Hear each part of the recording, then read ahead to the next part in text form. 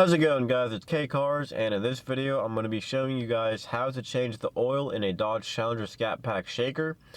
I'm going to be showing you guys exactly step by step how to do it, what kind of oil to use, what kind of filter to use. So this is actually the engine oil that they recommend using. I actually did read the owner's manual, and it recommended Pennzoil, fully synthetic 0W40, and on this one it actually says exclusively recommended for SRT engine vehicles. You're gonna need 7 quarts of this, and you're also gonna need the Mopar filter, which is right here.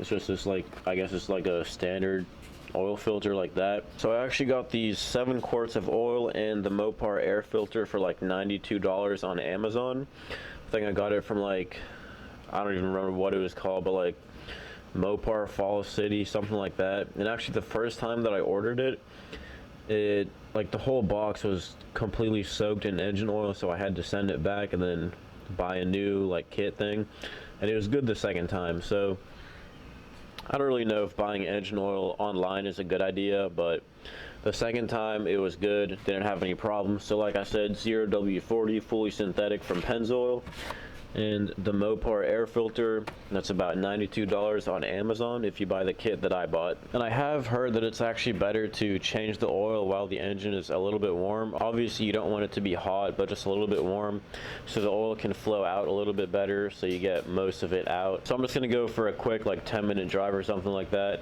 and then come back, and I'm actually gonna drive up on these ramps that you see here, so I can actually get to the service panel and do all that fun stuff.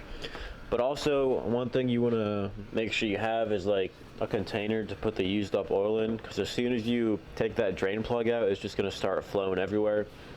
So I have, like, this, I don't know, like a used Roundup container thing, empty jug of milk. I think I also have, like, an oil pan somewhere that's, like, designed for oil, but you definitely want to make sure that you have enough of a container to hold 7 quarts, because if you don't, it's going to overflow and it'll make a huge mess. Also, a funnel is also a good idea to have, just so you don't spill any of the oil anywhere. Go ahead and open up the hood. So let's go ahead and pop the hood here so we can take the shaker off. Let it cool down a bit too. So this is the tool that you're going to use to remove the shaker. So this tool actually just came with the car.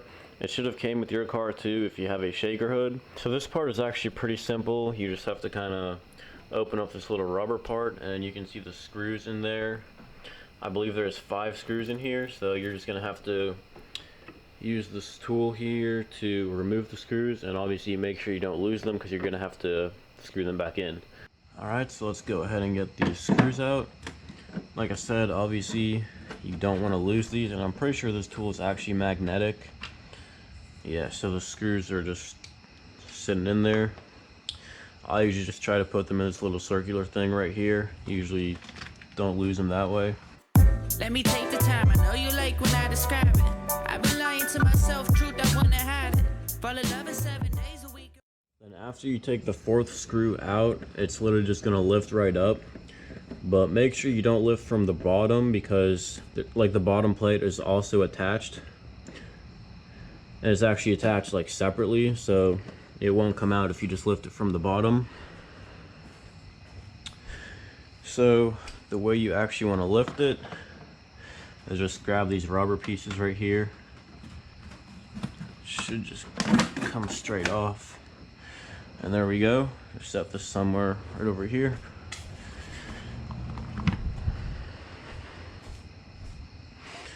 And yeah, that's all there is to it. And so, like I was saying, whenever I took it to the dealership for an oil change, this oil cap was just, like, sitting here, and it wasn't, I don't know, it wasn't screwed in at all. So I guess they were thinking, like, maybe I wasn't gonna ever take the shaker off, but I did, and luckily I did, because I found that the oil cap was not screwed in at all. Alright, so I hope you guys remember whenever I was talking about that service panel. So this is what that looks like. You're actually not going to see the oil filter or the drain plug until you take the service panel off. So you're going to be using a 10mm to take these little screws out. There's actually 4. Let's see, 1, 2, 3. I'm trying to point the flashlight at them, and then 4. So pretty much 1 in each corner. Then once you get all the screws out, it'll just slide back and you'll be able to take it out that way.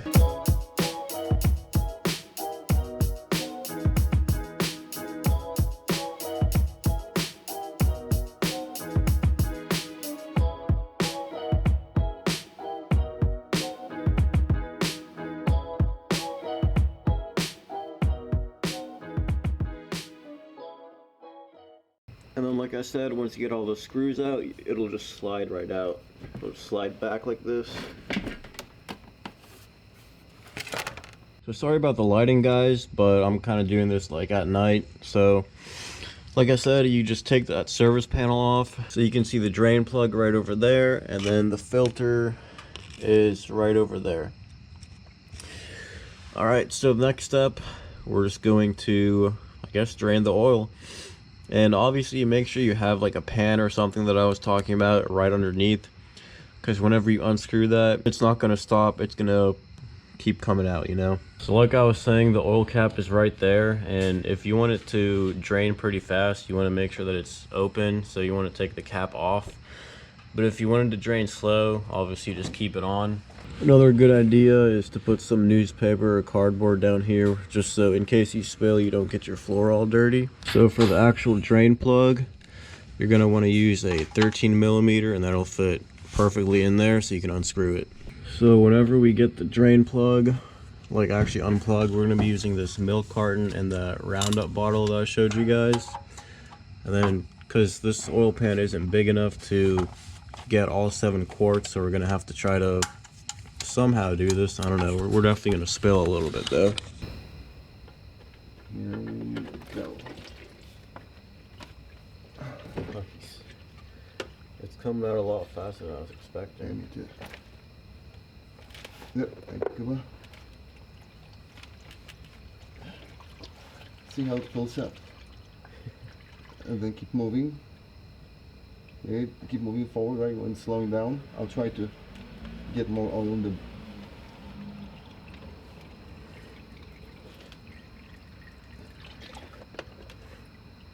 let me know when it fills up. I can see on this side. It's filling up now. Oh, it's hot. Okay, that's good. So as you guys see, we did fill up the milk carton right away, and then the rest of it is just draining inside the pan right here. So we actually didn't have to use the Roundup container. So now we're just gonna keep waiting for it to slowly drain and just wait for it to stop eventually. Alright, so the next step after draining the oil is you're gonna want to take the actual filter out. Let it drain. There we go. And it will drain a little bit, as you guys can see. So you want to stir it out pretty slowly.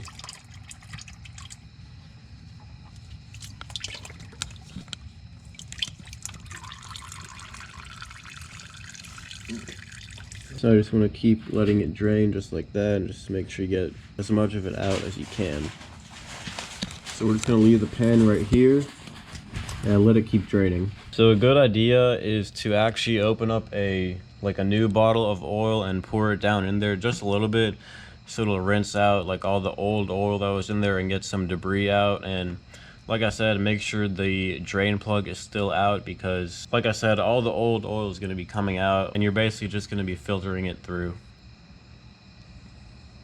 So another good idea is to actually clean the area that the oil filter is going to screw into right there. As you can see, there's some oil still left there, so we're just going to go ahead and clean that off before we put the new one in. There you can see it's pretty clean. And also another good thing to do is to actually just clean like the thread on the drain plug, which we already did. A good idea for the filter is to actually put some oil like around this O-ring or the seal, whatever you want to call it. So make sure you just put a little bit of oil on there, and then you're gonna put the filter in there. Just screw it right in. So we're gonna give this about 10 more minutes to keep draining, just to make sure all the old oil is out with any old debris or anything else that might be in there after we filtered it out with the new oil. Now we're just gonna screw the oil filter back on, and it's actually a better idea to screw the filter on first because it's like higher up, so the drain plug can still keep draining and the filter will stop draining before the drain plug, so that's why you put the filter in first. So you can see the drain plug is still dripping a little bit. Not sure how well you can see that, but right there, we're gonna let that keep dripping a little bit longer and then clean that off and then screw the drain plug back in. Now we're just gonna put the drain plug back in. Like I said, make sure you clean the surface before screwing it in, just to keep it clean. So the filter and drain plug are on, as you can see. And you want to make these pretty tight, but obviously not too tight so you can't take it off next time, but make sure it's tight so it doesn't leak, obviously. Okay, so now that the filter and drain plugs are tight, we can actually start adding the new oil. So like I said, these cars take 7 quarts of Penn's Oil 0W40 fully synthetic. So I'm just going to start pouring it like this.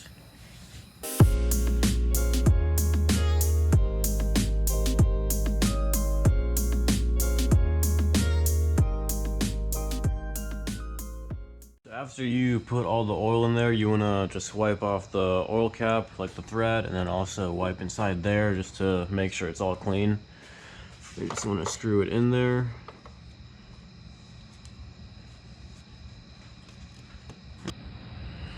So you want to make sure it's pretty tight, and then you take this other like cover thing, and then it goes in here somehow.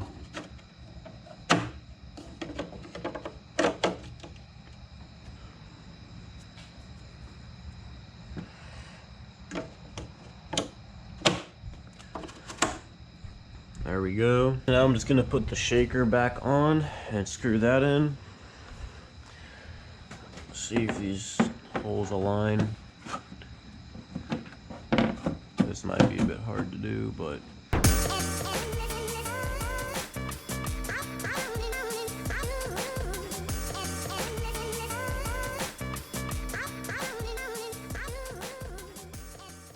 okay, so pretty much what I just did is this rubber piece was kind of coming off, and I guess that's what kept it like from going on, and I just fixed that and it went right on perfectly. So if you're having that same problem, just make sure this little rubber piece is in the right spot. So now I'm going to screw these screws back on. Like I said, this is magnetic, so you can just put the screw right in there. You don't have to mess around with it that much, and just screw it back in like so.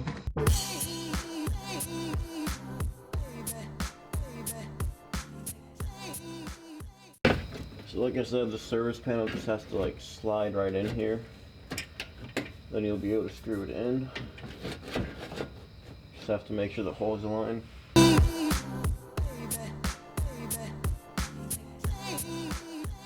Alright guys, so after you have everything done, you don't want to start the car immediately. You want to let the oil drain to like all the places that it needs to go and just make sure it's through the system, I guess. Then after you wait a while, you can go ahead and start the car and let it filter through the system. Like I said, just make sure it's going to all the right places. Alright, so after you put the new oil in, as you can see, this is my oil life. It's at 2%. I think all you have to do is hold down the OK button, which is on the left hand of the steering wheel here.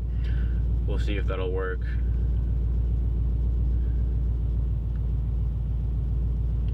Alright, to reset oil life, engine must be off with ignition in run. I'll see if I can do that.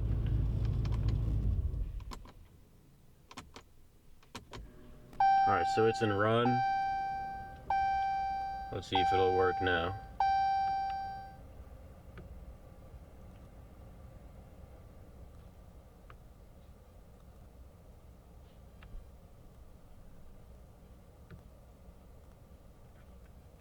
Alright, there we go. So it's back to 100%. So just make sure you remember to reset this, just so it'll actually remind you when you have to change the oil for the next time. Yeah, that's basically all there is to it. If you guys like this video, make sure to like, comment, and subscribe, and give me some more video suggestions for videos you would like to see in the future. And as always, thanks for watching.